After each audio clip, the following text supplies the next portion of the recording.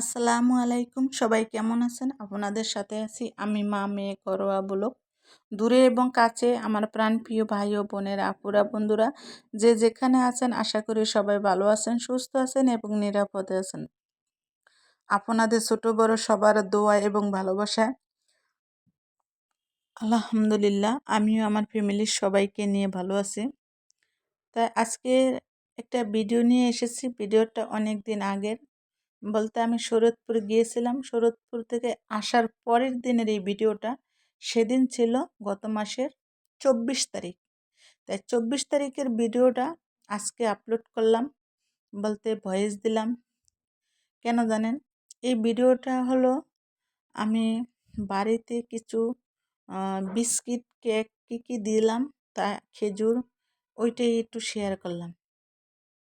না, গ্রামের বাড়িতে আমার বোনের মেয়ে, তাই ও আবার কেক বেশি পছন্দ করে।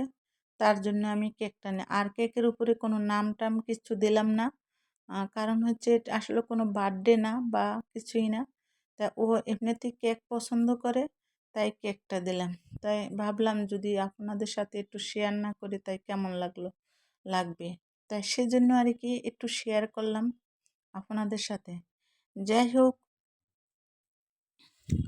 অনেক দিন যাবত তো ভিডিও দিয়েছি, হ্যাঁ, বিয়ে বাড়ির ভিডিও দিলাম।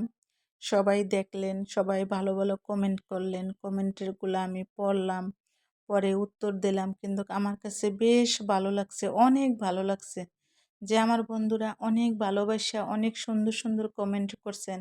কমেন্টগুলো আমি পড়ছি। অনেক আপুরা যে এত সুন্দর কমেন্ট করছেন যে আসলে কি বলবো, আমি আর ভাষা খুঁজে পাচ্ছি না।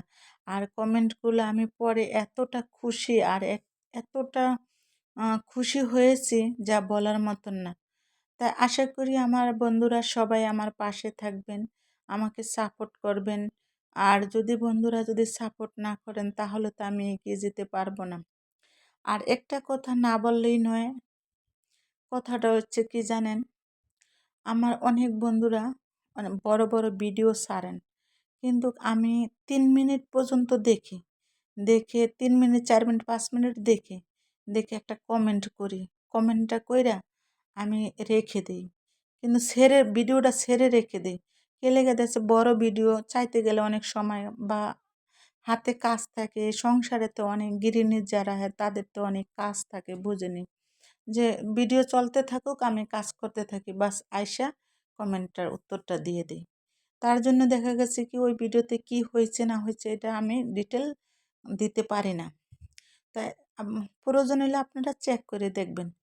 আর যেহেতু কেক নিয়ে আসছি, ফুচকা খাবে আমার মেয়ে, আমার বোনের মেয়ে খাবে বেলপুরি।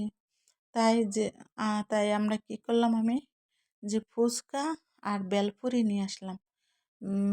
বেলপুরি, ফুচকা এগুলা আসলে আমার মেয়ে কখনো বাইরে খায় না, খাইতে চায় না, মানে খুব কম খায়। মানে খেতেই চায় না। বাসায় পার্সেল নিয়ে আসি, তখন আমরা সবাই একসাথে বসে মিলেমিশে খাই। তাই ওইটাই ভালো লাগে। আর এই যে দেখেন বেলপুরি, আর প্রতিদিন তো খাওয়াটাই দেখাই এখন। আর আজকে অত বেশি বড় করব না ভিডিওটা অনেকটা ছোট্ট ভিডিও। আর সবাই ভালোভাবে ধৈর্য সহকারে মনোযোগ দিয়ে দেখতে থাকবেন। আর এই যে দেখেন বেলপুরি নিয়ে আসছে, ধৈর্য সহকারে মনোযোগ দিয়ে দেখবেন। আর যদি ভিডিওটা ভালো লাগে তাহলে লাইক কমেন্ট শেয়ার করতে ভুলে যাবেন না। আমার বন্ধুরা কেউ লাইক দিতে ভুলে যাবেন না, সবাই লাইক দিবেন। আর মানে ভিডিওতে ভয়েস দিতে নিচ্ছি কারণ মনে হইতেছে হাঁপাইয়া গেছি, কেন জানি না। আর এটা হলো খেজুর, এই দেশের জন্য খেজুর পাঠাবো আমার ভাইয়ের বউর জন্য। ওর মানে কি খেজুর, ডাক্তার বলছে খেজুর খেতে বেশি বেশি, তার জন্য খেজুর কিনলাম। খেজুরটা চেক করে দেখলাম যে পোকা আছে কিনা, দেখলাম যে না, কোনো পোকা নাই। তা সবাই ভালো থাকবেন, সুস্থ থাকবেন। আল্লাহ হাফেজ, আসসালামু আলাইকুম।